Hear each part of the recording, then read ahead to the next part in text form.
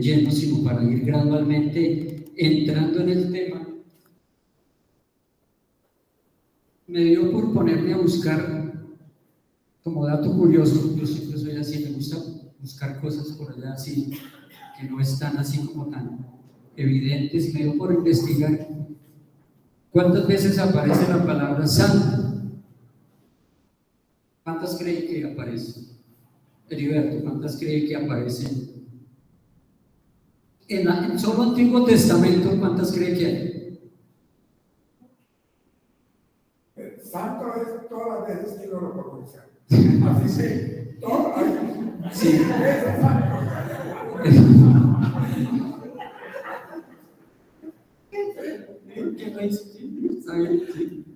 Sí, aparece 451 veces en solo Antiguo Testamento. Yo me quedé sorprendido. 400, yo pensé que era toda la Biblia. Resulta que toda la Biblia son 830. O sea, podemos ver que el término santo o santidad es de lo más utilizado en la palabra, es de lo que más de pronto se habla en la palabra.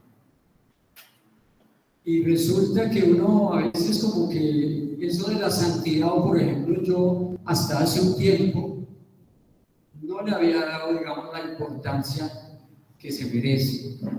Yo debo reconocer eso, que sí, yo desde que entré a la comunidad siempre se ha hablado de la santidad, sobre ser santo, todo esto, pero nunca le había prestado la importancia. Y le agradezco a Dios de que pues, Arturo me llamó y me dijo, prepare el domingo, sigamos con lo de la santidad de Dios, que el Señor le dé gracia, le dé sabiduría, y me dio ciertas así, digo, pues puede tocar hablar de esto, el resto es a libertad suya, usted, el Señor allá le ayude, le dé sabiduría. Entonces, en el Antiguo Testamento se usa un término muy conocido que es Kadosh. ¿Sí? Kadosh es santo o santidad en hebreo. Porque acordémonos que el Antiguo Testamento está escrito en hebreo y el Nuevo en griego. En el Nuevo Testamento también se usa la palabra santo, pero ya como decía yo en griego, y la palabra que se usa para eso ya es agios, con H, agios, que significa puro.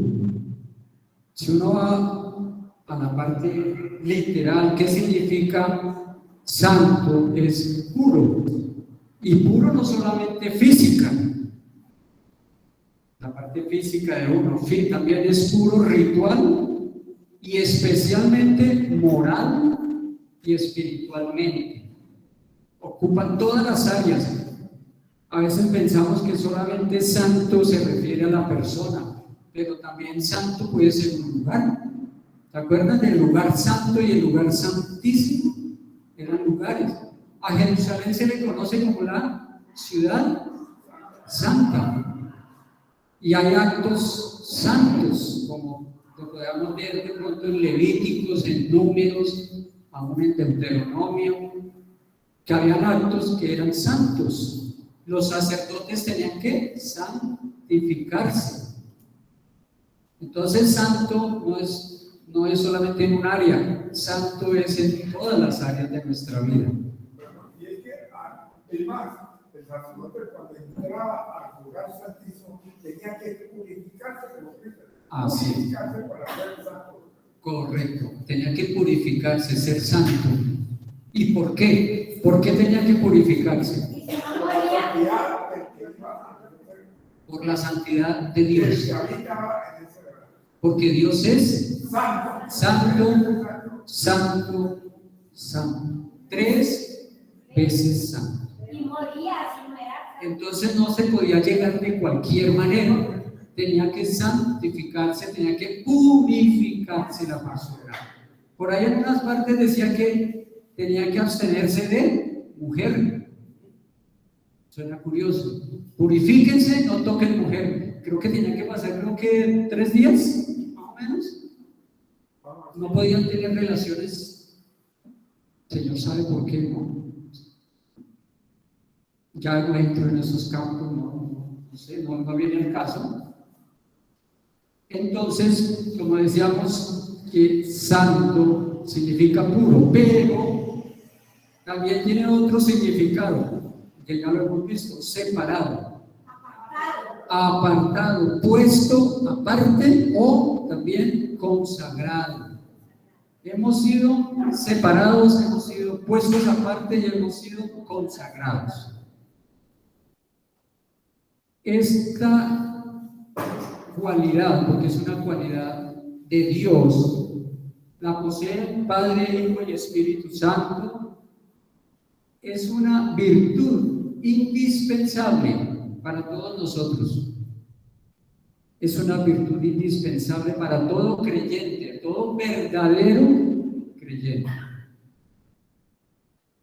Y los términos santo y santidad vienen a nuestra vida cuando Él nos llama para ser sus hijos. Lo que Cristian decía esta mañana en cuanto a la obra que hizo el Señor Jesús, cuando murió en la cruz, ¿qué hizo Él allá? Nos justificó. Cuando el Señor Jesús dio su vida ya en ese acto expiatorio de morir, el Señor nos justificó. Miren que el término no dice nos hizo justificables, o sea que todavía no, nos hizo justos. Ya somos justos. Como decía Cristian, a partir de ahí es que empezamos a caminar con el Señor. Cuando Él nos llama, porque no es por nosotros, porque si fuera por nosotros nunca lo hubiéramos escogido. Él es el que puso su mirada en nosotros y nos escogió. Dice que desde antes de la fundación del mundo, ¿cierto? Nos escogió desde antes para que fuésemos santos, puros y sin mancha delante de Él, de Dios, correcto. Entonces hay que ver 3 aspectos en la vida de una persona, que son, primero, como decía, la justificación, que es cuando Dios me hace justo. ¿Qué pasa cuando me hace justo? Yo estoy acá en las tinieblas, en la parte oscura de mi pecado. ¿El Señor qué dice? Váyase para acá, sálgase, sepárese de esas tinieblas. Por eso nos separó, nos sacó de allá y empezamos un nuevo caminar que se llama santificación. Entonces, dejamos ese viejo hombre atrás y empezamos lo que se llama la santificación posicional, así se le llama. Es lo que estamos ahorita nosotros. Estamos en un proceso de santificación posicional.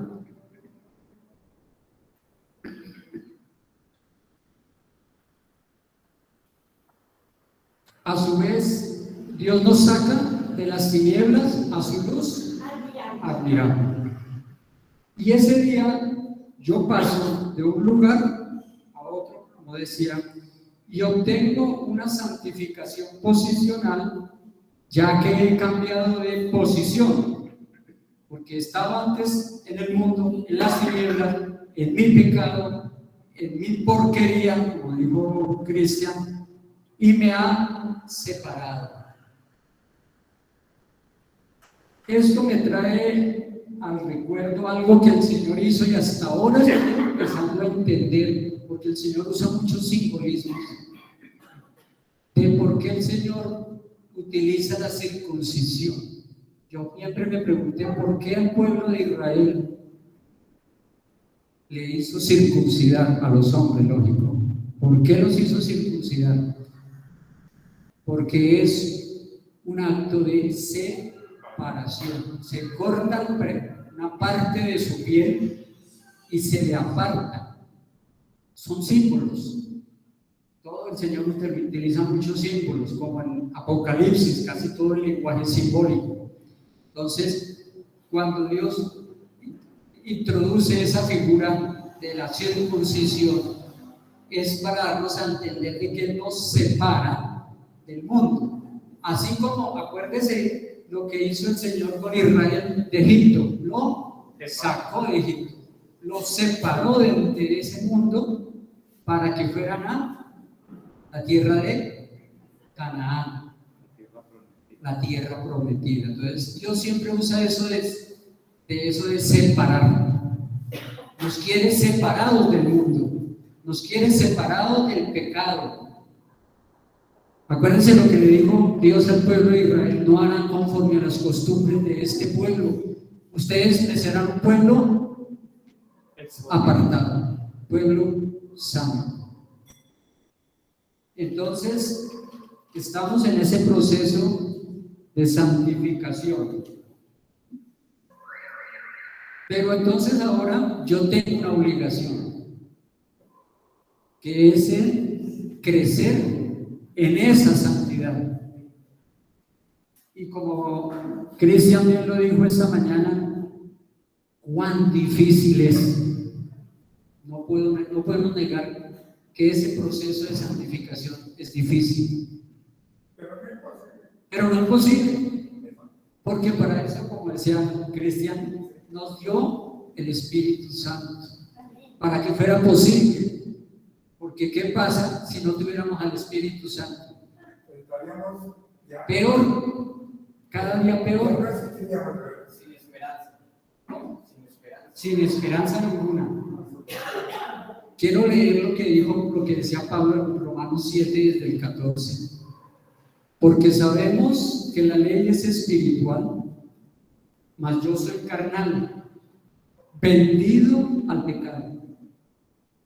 Porque lo que hago no lo entiendo, pues no hago lo que quiero, sino lo que aborrezco. Eso es lo que hago.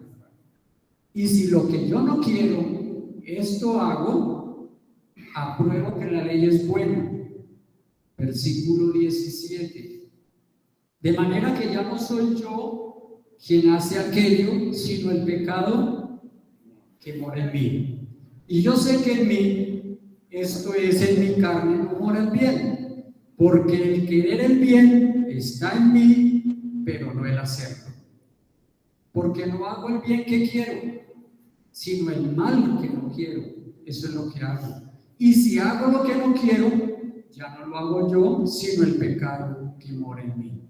Así que, queriendo yo hacer el bien, hallo esta ley, que el mal está en mí. Porque según el hombre interior, me deleito ¿en qué? En la ley de Dios. Pero veo otra ley en mis miembros que se revela contra la ley de mi mente y me lleva cautivo a la ley del pecado que está en mis miembros. Ahí sigue: miserable de mí, ¿quién me librará de este cuerpo de muerte? Entonces podemos ver que esta lucha es una lucha diaria, porque aún no hemos podido abandonar este cuerpo que nos jala, ¿cierto? Ese pecado siempre nos está ahí, de una forma, de otra, sea por la vista, sea por el oído, sea por lo que sea. El enemigo sabe que somos débiles, sabe que nuestro pecado, nuestra carne siempre tira lo malo. Como decía Cristian, ¿quién no pecó en esta semana? ¿Quién no ha pecado? De pensamiento, palabra o omisión. Exacto. Y Obra y omisión, como la nota negra. Entonces, como el Señor sabe que nosotros tenemos esa condición, por eso fue que el Señor Jesús vino a hacer eso, para lo cual el hombre era incapaz de cumplir.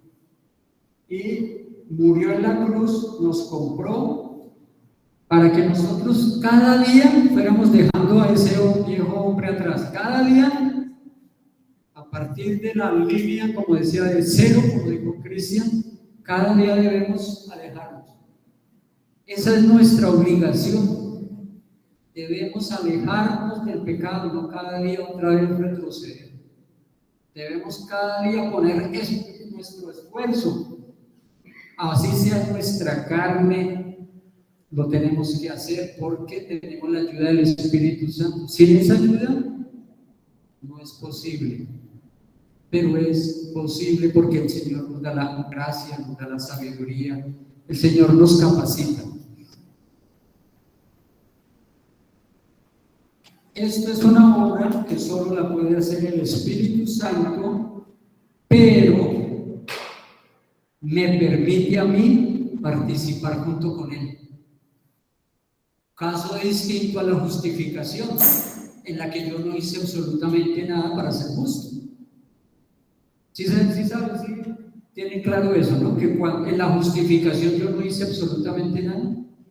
¿Quién lo hizo todo? Cristo. Cristo o Dios. Resulta que ese acto en el cual Dios es el que hace la obra se le conoce en términos teológicos como monergismo. Son un poco raros esos términos. Monergismo. ¿Qué es monergismo? Es donde Dios solo salva. Nosotros no tenemos ninguna participación en esa salvación. Es un acto unilateral de parte de Dios, por medio del cual me hace nacer de nuevo. Ahí yo no hice nada. Antes yo era rebelde, yo no quería. Solo todo lo hizo Él. Eso se llama monergismo, o sea, una sola persona. Mientras que ahora que estamos en este proceso de santificación, a esto se le llama sinergismo, que viene, de pronto muchos han oído hablar de sinergia. ¿Alguien me puede de pronto definir qué es sinergia? ¿No? La colaboración. Un trabajo que es producido no por un solo en común acuerdo, sino por varios componentes. Por varios. Eso se llama sinergia. Entonces, el proceso de santificación, ya te doy ahorita campo. Se llama sinergismo, en la cual Dios obra de una manera que solo Él lo hace, pero en la cual a mí me toca hacer la otra parte como creyente, en la que yo participo de eso. Se le llama santificación en proceso, en la cual yo tengo que hacer algo con la ayuda del Espíritu Santo. ¿Pili, ibas a decir algo? Sí, cuando estabas diciendo que Dios nos ha dotado del Espíritu Santo para poder una vida de santidad, en el versículo que está en segunda de una carta de Pedro, capítulo 1, del versículo 3, y en el llamamiento y la elección. Su divino poder, al darnos el conocimiento de la Iglesia por su propia gloria y potencia, dice acá, nos ha concedido todas las cosas que necesitamos para vivir como Dios manda. Así Dios nos ha entregado sus preciosas y magníficas promesas, para que ustedes, luego de escapar de la corrupción que hay en el mundo debido a los malos deseos, lleguen a tener parte en la naturaleza divina. Y cuando Cristian estaba hablando, pues recordaba que nuestra naturaleza pecadora fue crucificada con nosotros, que por supuesto tenemos una lucha tremenda, pero que Dios también dice que nos ha dado lo suficiente para escapar y también apoyándonos en sus promesas y seamos partícipes de esa naturaleza y que crecemos en la naturaleza divina de Dios. Y esto desde el 3 hasta el 11, porque sigue diciendo: esfuércense por añadir a su fe virtud, a su virtud entendimiento, al entendimiento dominio propio, a al dominio propio, constancia, la constancia de devoción a Dios, a la devoción a Dios, afecto fraternal y el afecto fraternal amor. Y dice que por esas cualidades, si alguno de ustedes deseará crecer en el conocimiento de nuestro Señor Jesucristo, le evitará que sean inútiles e improductivos. En cambio, el que no las tiene es tan corto de vista que vive y se olvida de que ha sido limpiado de los pecados. Por lo tanto, hermanos, esfuércense más todavía por asegurarse del llamado de Dios, que fue que nos ofreció. Si hacen estas cosas, no caerán jamás. Y se les abrirá de par en par las puertas del reino eterno. ¿Se me adelantó? Sí. Sí, no importa, tranquilo. Sí, resulta, pasa y acontece que Dios nos pide a nosotros que seamos santos porque hemos sido unidos a Cristo. Repito, Dios nos pide que seamos santos porque hemos sido unidos a Cristo, quien es santo. Otra cosa, recuerdo que cuando el Señor, allá en Génesis 1:26, ¿quién me quiere colaborar con Génesis 1:26? Les pido que tengamos lista la Biblia porque ahorita voy a empezar a bombardear con solo citas bíblicas. Entonces, a ver, ¿quién le digo? Yo, Nelly, ¿me colaboras con Génesis 1:26 y 27?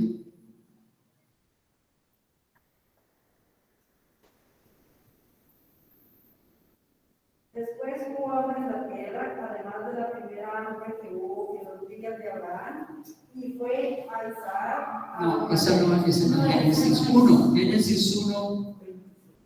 26. Génesis 1, capítulo 26. Génesis capítulo 1, versículo 26.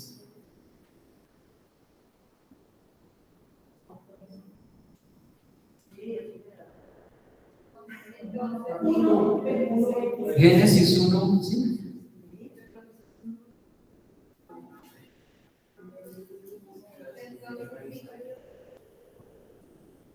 ¿Quién lo tiene? ¿Quién? ¿Tú? Bueno. ¿Lo leo? Ya ahorita te doy otro, tranquilo. Entonces dijo Dios, hagamos al hombre a nuestra imagen, conforme a nuestra semejanza, y señoree en los peces del mar, en las aves de los cielos, en las bestias, en toda la tierra, y en todo animal que se arrastra sobre la tierra. Amén. Dice, hagamos al hombre a nuestra imagen y semejanza. Por eso dije ahorita que Dios nos requiere santos porque nos ha unido a Cristo, que es santo, a su semejanza. Tenemos que ser semejantes a su Hijo Jesucristo. ¿Sí? Es que uno hasta ahí llega, ¿no? Aquí hay algo que todo el mundo cree que es muy diferente, no la puede ser, dice el 27. Y creó Dios al hombre a su imagen, a imagen de Dios lo creó, varón y hembra, no tiene ninguna cosa, pero que solamente el hombre, la mujer, tiene también igual. Sí, cuando se refiere a hombre, no se refiere solo al sexo masculino, sino hombre en general, hombre y mujer. Aunque algo aclara, varón y hembra, para que no quede duda, por si acaso. Entonces debemos ser santos como Él es santo. Entonces es una de las condiciones, ¿sí, Cristo? Hay una sinergia en el sentido de que el hombre como hombre puede reflejar la gloria de Dios, pero no la refleja completamente. Exacto. El otro o la otra también refleja la gloria de Dios. Y hay algo que juntos, como comunidad, como sociedad, como humanidad, reflejamos de Dios, que solos no podemos. O sea, hay una sinergia ahí. Y también ese llamado es, o sea, si el ser humano, si quitamos estos versículos de toda la Biblia, podemos justificar a las personas que tienen crisis de identidad. Pero, ¿qué sucede? Que esa es la esencia del ser humano. Para eso nacimos, para eso fuimos creados. Para reflejar a Dios, para ser santos. Amén. Ahora sí, Nelly, ¿me ayudas con 1 Corintios, capítulo 1, verso 30? Primera carta de Corintios 1, 30.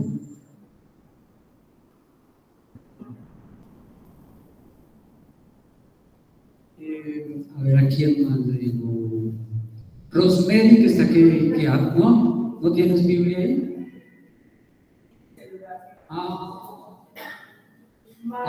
Mas por él estáis vosotros en Cristo Jesús, el cual nos ha sido hecho por Dios sabiduría, justificación, santificación y redención. ¿Quieres repetirlo, por favor, nuevamente? 30, ¿no? 1:30, sí. Mas por él estáis vosotros en Cristo Jesús, el cual nos ha sido hecho por Dios sabiduría, justificación, santificación y redención. Amén. Por Cristo Jesús hemos sido santificados, justificados, redimidos, todo esto. Ahí dice santificados.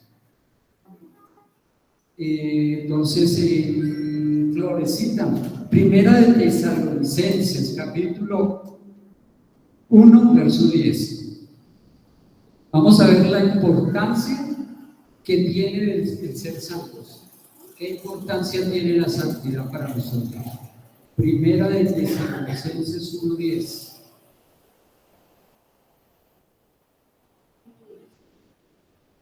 Y esperad del cielo a Jesús, su Hijo que resucitó, que nos libra del castigo. Esperando a. Resulta que el Señor Jesús, cuando vuelva, espera ser glorificado por todos sus santos. Aquellos que no sean santos no lo podrán glorificar. Y Jesús, cuando venga, espera ser glorificado por todos sus santos.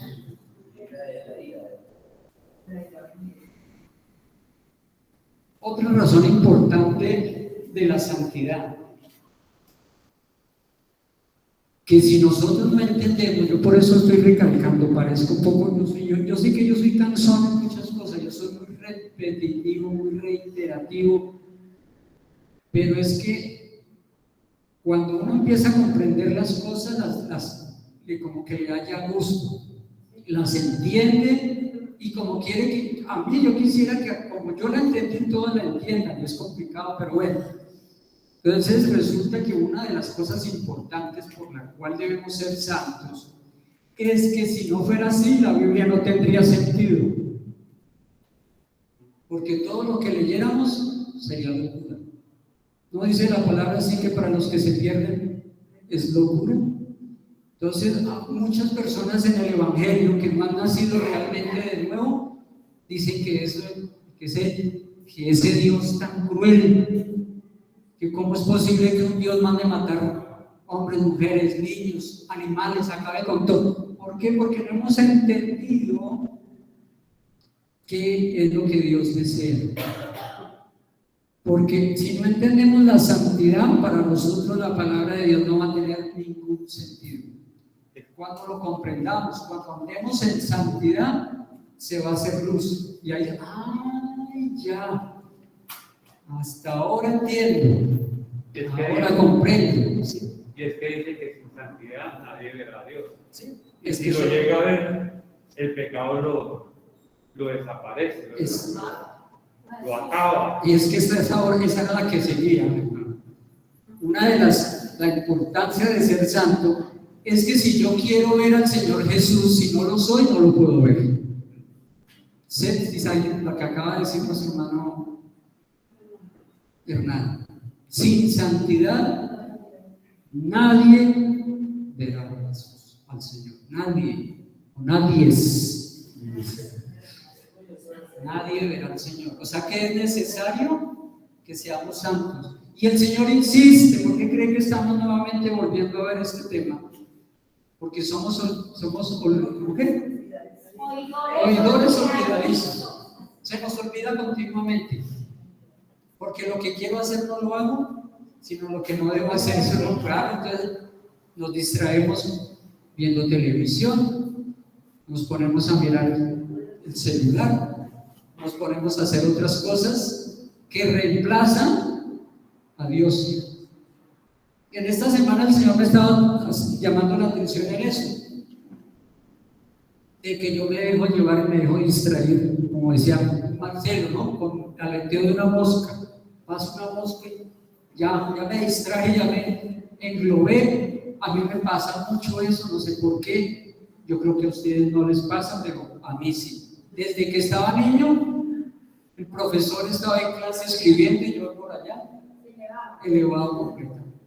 Y después, oiga, cuando el profesor dijo eso, yo tampoco hubiera enseñado eso. Pero así somos, se nos olvida, nos distraemos, y según han hecho estudios, de todo lo que uno aprende, solo recuerda el 5%. El 5% nos queda. Si lo ponemos en práctica, aumenta ese proceso de aprendizaje. Y si lo enseñamos, se triplica. Ahí está Betty, que puede dar fe, ella me está diciendo que sí, la única que me dice que sí. Porque ella lo sabe muy bien, lo mismo Pili, yo creo que Joanita, lo mismo que las profesoras de escuela dominical. ¿Cuándo aprende uno más? Cuando enseña.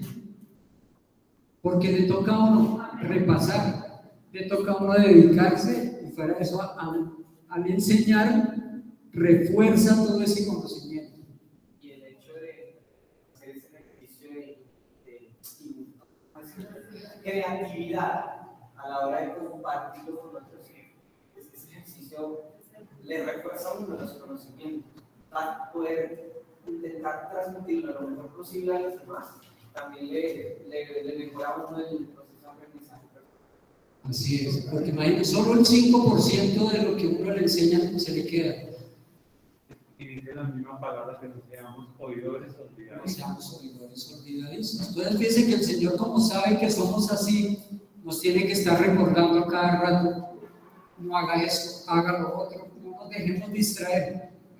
Por ahí yo le leí a Sandra en estos días de una doctora, una psicóloga, creo que era por allá, una española, que habla sobre la importancia del celular, lo peligroso que es el celular. Es muy útil, sí, pero usted lo enajena mentalmente, usted lo distrae, lo saca. Usted a veces prefiere mirar, ay, a ver qué aparece en Facebook, qué aparece en Twitter, qué aparece de pronto en Instagram. Lo esclaviza. Y lo esclaviza uno, lo ata. Y resulta que esta psicóloga decía que los creadores de todo este proceso evolutivo que ha venido habiendo, de las redes sociales, del internet, de los celulares de alta tecnología, smartphone, acuérdense de Steve Jobs, acuérdense de todos estos creadores de Facebook, ¿cómo es que se llama él? Mark Zuckerberg, y los otros genios de la tecnología. ¿Sí sabían ustedes que ellos les tienen prohibido a sus hijos usar esa tecnología? Increíble. Ellos contratan niñeras y en el contrato tienen estipulada una cláusula que dice donde ellos les tienen prohibido que ellas y los niños, los hijos a los cuales tienen que cuidar, utilicen celular y redes sociales, porque están hechas para a la gente tenerla ahí esclava, perdóname el término, embrutecida, ahí, y no quieren hacer más. Y eso nos distrae de la palabra de Dios. A mí, yo lo reconozco y digo: Señor, perdóname, y apago eso, porque me dejo llevar, a veces me da por mirar a ver qué hay, por pura curiosidad. Y ahí, cuando me doy cuenta, una hora. Uy, ¿qué horas pasó? No. Yo tenía que leer la Biblia. Y resulta que ya, ¡pum! No, que venga, que hay que hacer eso. Hasta ahí llegó la lectura de la Biblia. Es un arma de oro. Es un arma de oro. Es muy útil aquí, entonces yo digo, pero la verdad que es un peligro también si uno la sabe. Si usted se deja dominar por eso, si no tenemos dominio propio, el celular a uno lo arrastra, lo lleva, y ahí se le meten imágenes, ¿sí o no, Orlando?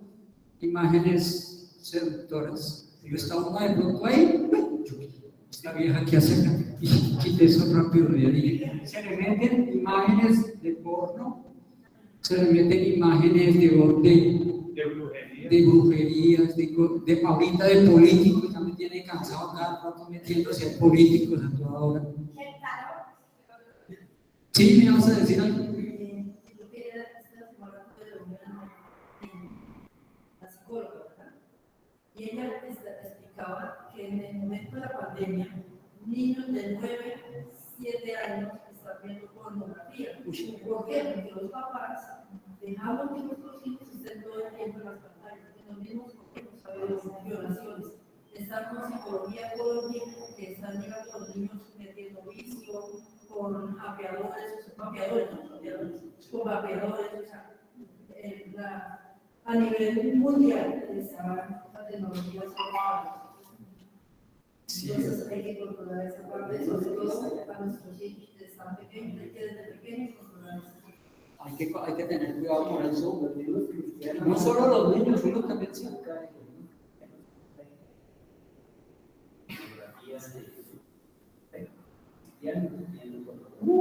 Cantidad de gente. Es sabido de que eran pecados. Sí, es que eso lo mata.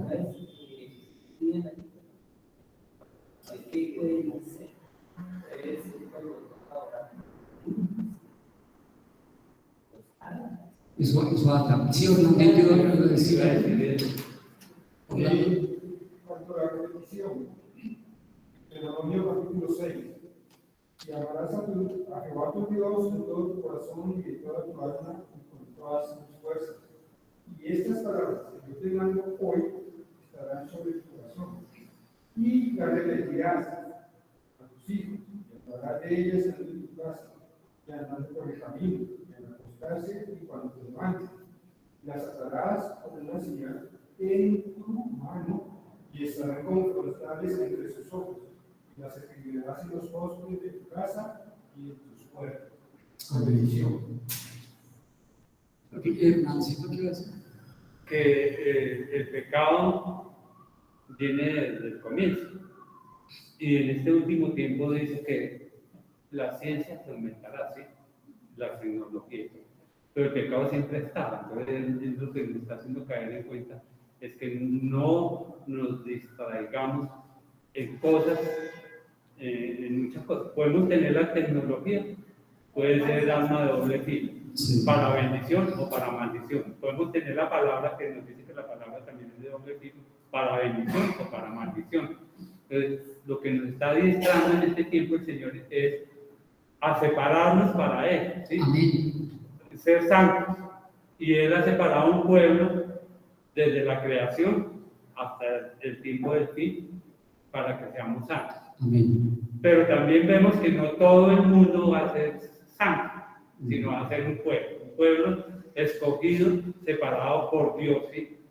¿Y cómo vamos a ser separados?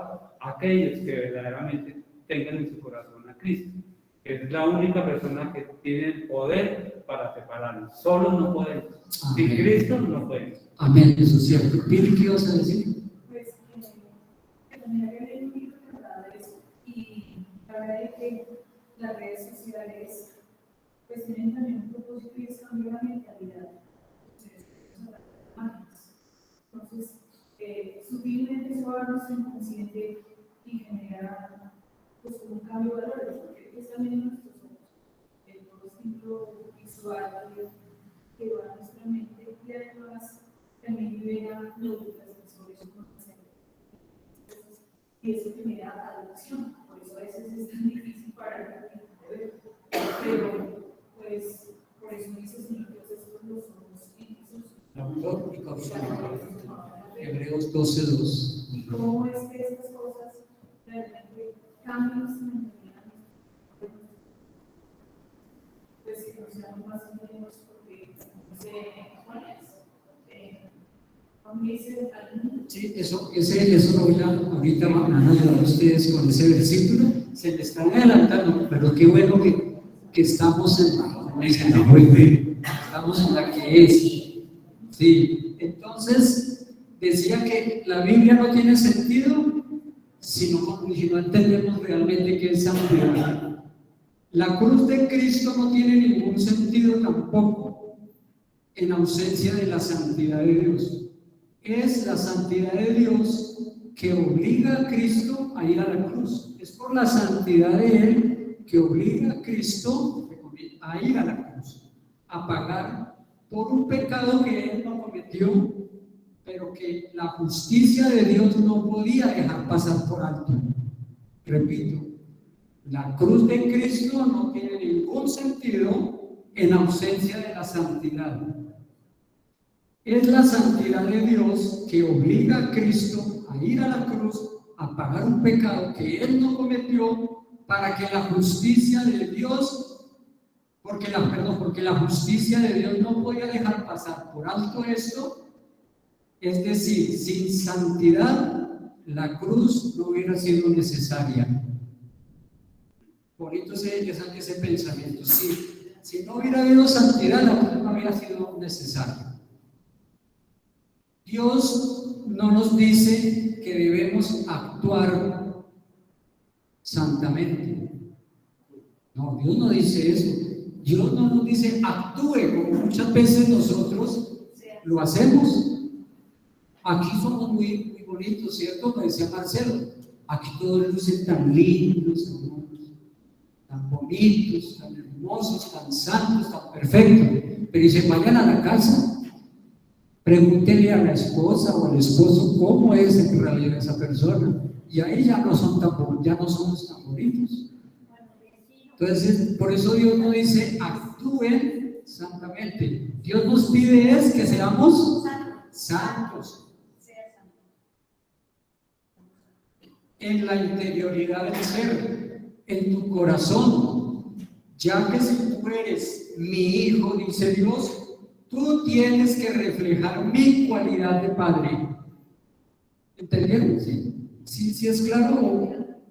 Repito, debemos ser santos en nuestro interior, en nuestro corazón, ya que si tú eres mi hijo, tú tienes que reflejar mi cualidad de padre, de tal forma que tu forma de ser como hijo, no hable mal de mí.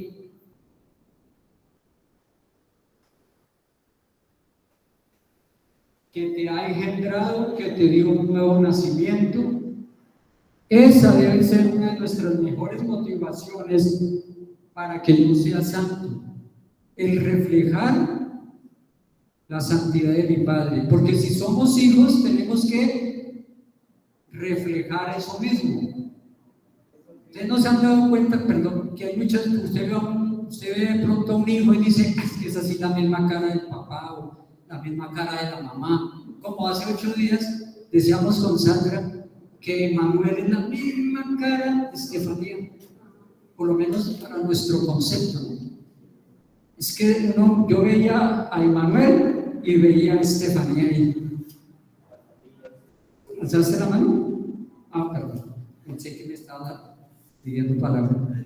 Entonces, nosotros sacamos cosas de nuestros padres, ¿cierto? Es que eso sí, la nariz, la boca, la frente, cómo caminan, cómo hablan. Así mismo, debemos reflejar esa santidad de Dios, porque somos sus hijos. Entonces, hay que tener mucho cuidado con esto, porque si no, ¿qué estaríamos presentando al mundo? Cuidamos nuestra carne.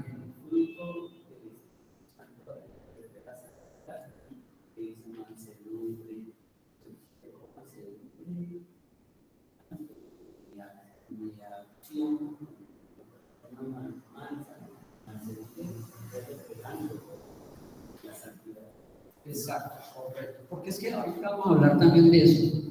Espero no demorarme, porque yo sé que muchos tienen afán hoy, especialmente de Día de las Madres. Hoy, a propósito, feliz Día de las Madres para todas las madres.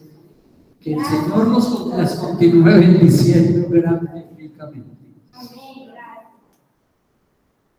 Entonces decía que esa es la mejor motivación para ser santo, ya que yo le pertenezco a un Padre que es santo. Bueno, después de que nosotros muramos, entramos al último proceso de santificación, que es la santificación final, que es cuando ya seremos transformados a la imagen de Él, tal como Él es. Ahorita estamos en esa santificación progresiva, como decía, que cada día tenemos que, por favor, alejarnos de ese pecado, darle la espalda. Yo me acuerdo que Marcelo nos enseñó que debemos dejar morir de hambre al viejo hombre, no alimentarlo. Debemos dejar morir ese viejo hombre. Esta semana creo que en el grupo casero se hablaba sobre que debemos dejar morir ese viejo hombre para que él no nos arrastre, nos eche de algo para atrás, sino que debemos ir hacia adelante. Por lo tanto, yo debo ocuparme en que mi santidad crezca y necesito adquirir un respeto reverencial hacia la obra salvífica de Dios, la cruz de Cristo, su sangre derramada, y por su maravillosa obra al dar su vida por mí, yo debo caminar cuidadosamente en santidad ahora.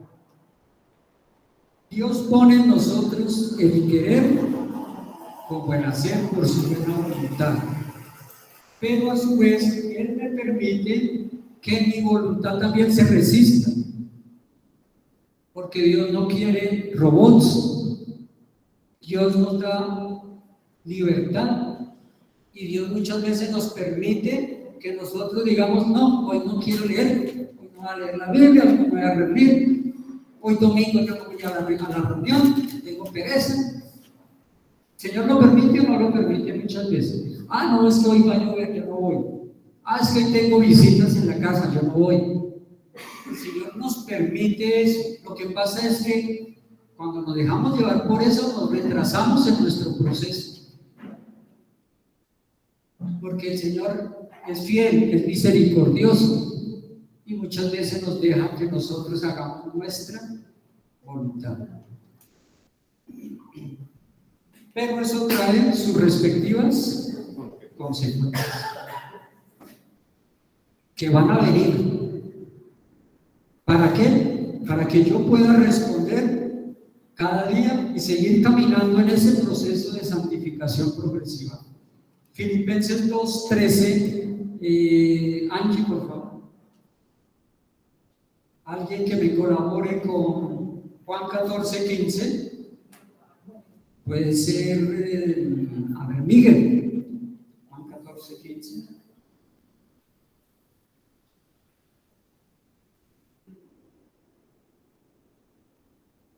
Ya tienes, ¿sí? Dios está obrando entre ustedes. Él despierta en ustedes el deseo de hacer lo que a Él le agrada y les da el poder para hacerlo. ¿Cómo? Perdón, no. Dios está obrando entre ustedes. Él despierta en ustedes el deseo de hacer lo que a Él le agrada y les da el poder para hacerlo. Amén. Nos da el poder para hacerlo. Despierta el deseo de crear las cosas. Ponen en nosotros, es porque saben que nosotros, a través de su espíritu, lo hacen. Pero hay que encajar bien el texto, porque si un proceso así como tan libre, pues llega a caer en la de que Dios es culpable, sino que como pecado. Y él que produce así, que haga lo bueno. Como él no hizo que hiciera lo bueno, entonces sería culpable. Entonces, este texto solo es un peligro, de alguna manera, llamándolo para explicarlo. Si no lo va el 12, porque el 12 está hablando, dice: amados míos, como siempre habéis obedecido. Entonces, Dios añade, impulsa ese querer y ese obedecer. Si vamos a dejarlo así solo, entonces yo digo: bueno, yo quería hablar, pero el Señor no lo quiso, no permitió. Yo quería no robar, pero la necesidad es la económica, es que está tan difícil. como aquí explicarlo, con ese 12, entenderlo a la luz del Señor, no a la luz de mi parecer. Gracias. Muy bien. Pero ahí viene el versículo que estaba diciendo ahorita. Sí. O sea, el primero, sin este, no funciona. O sea, Juan.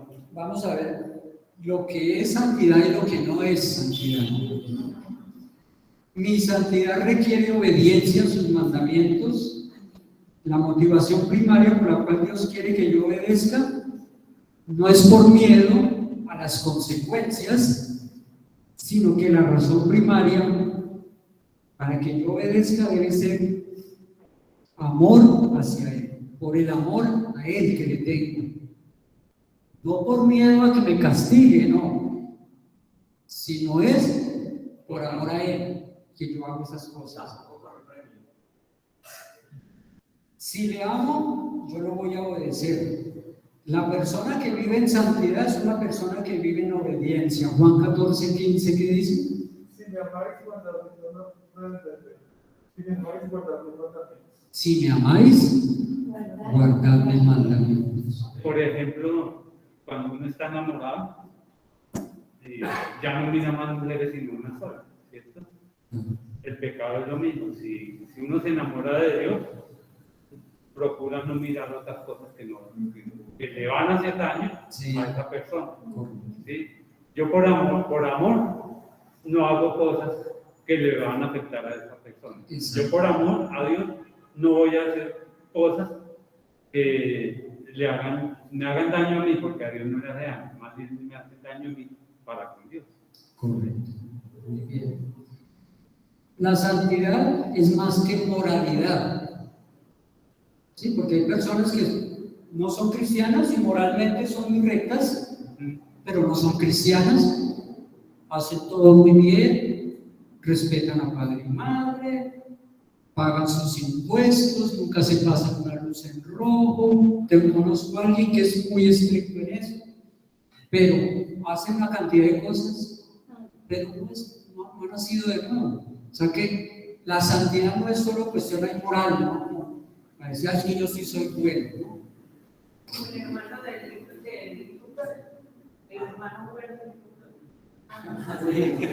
Puede hacer cosas que agradan a Dios, puede hacer cosas que agradan a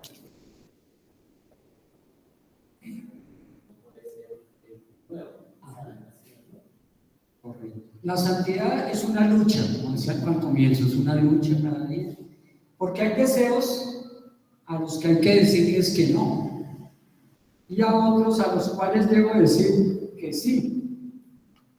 Romanos 7, 18 al 19, ¿quién me colabora? El primero la encuentro, por favor. Y después 18, 19 y después salta el 22 al 23. Dice, y yo sé que en mí, esto es en mi carne, no mora el bien, porque el querer el bien está en mí, pero no el hacerlo. Y el 22 y 23.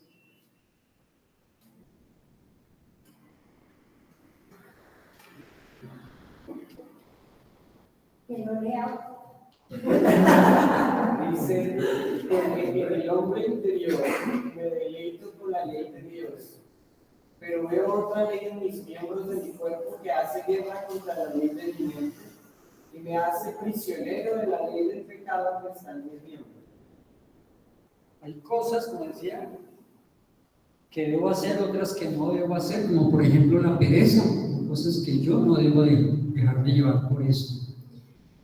La santidad tampoco es llevar una lista de cosas que debo y no debo hacer y ir como chequeando. La cosa, pagué el tiempo, hice eso, hice lo otro, fui, no fui. Porque muchas veces hacemos listas no conforme a la ley de Dios, sino conforme a lo que yo creo, o conforme a lo que otros creen, o a lo que el mundo dice. Pero estamos errando al blanco. Estamos llevando una serie de normas legales o legalistas solamente, pero eso no es ser santo. Santo no llevar una serie de cosas llevando y esto hago, esto no hago. No, eso no es ser santo. Digamos que la integridad forma parte de la integridad. A veces uno va en un carro y saca la bota, la facilita y la Sí. No, ya no debemos ser ejemplo.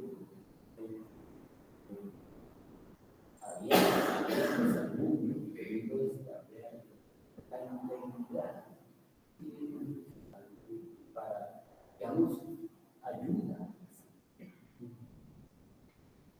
La santidad también tiene un costo, tiene un sacrificio. Y si la santidad no me está costando,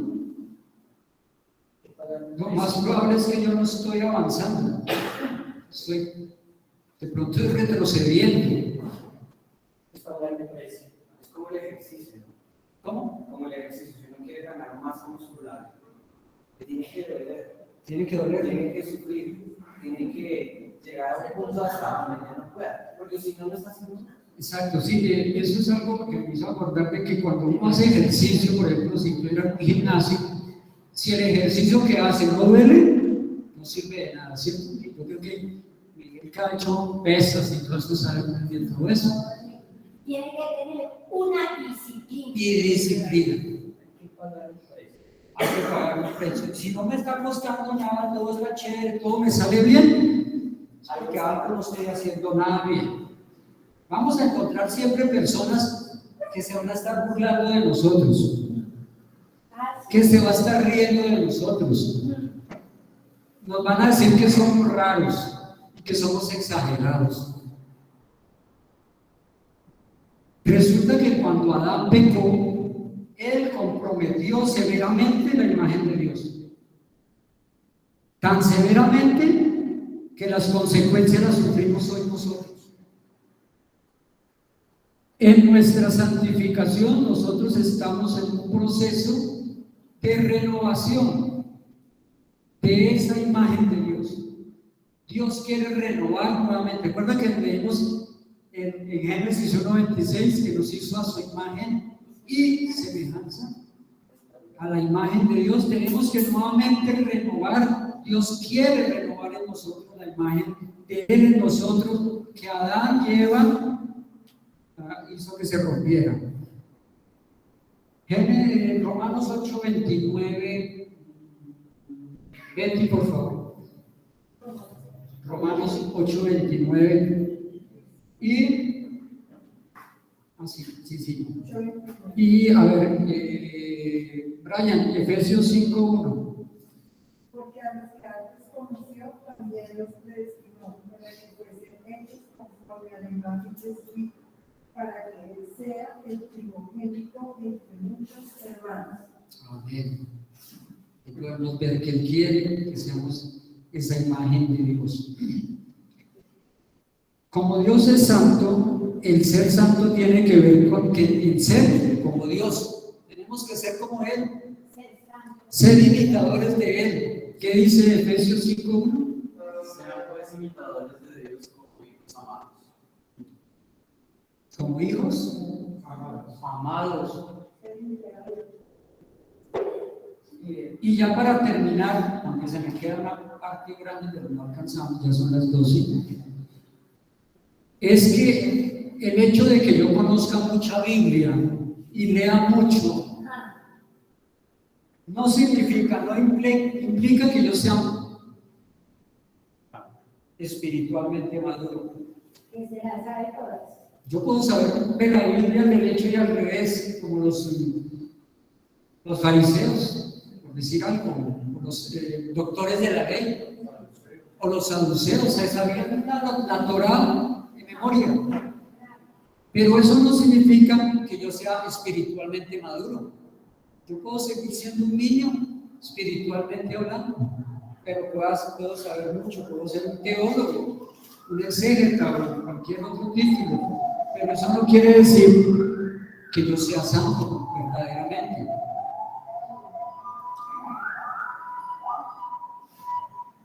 Se supone que el conocimiento de Dios, la doctrina de la palabra de Dios, debe transformar nuestras vidas. Si no lo está haciendo, si la palabra de Dios no está haciendo transformación en uno, estamos perdiendo el tiempo. El problema no es la Biblia. El problema soy yo. Sí. Si la palabra de Dios no está transformándome día a día, algo está pasando. Porque esa palabra tiene que a nosotros redarguirnos y decir, entonces yo estoy haciendo esto mal,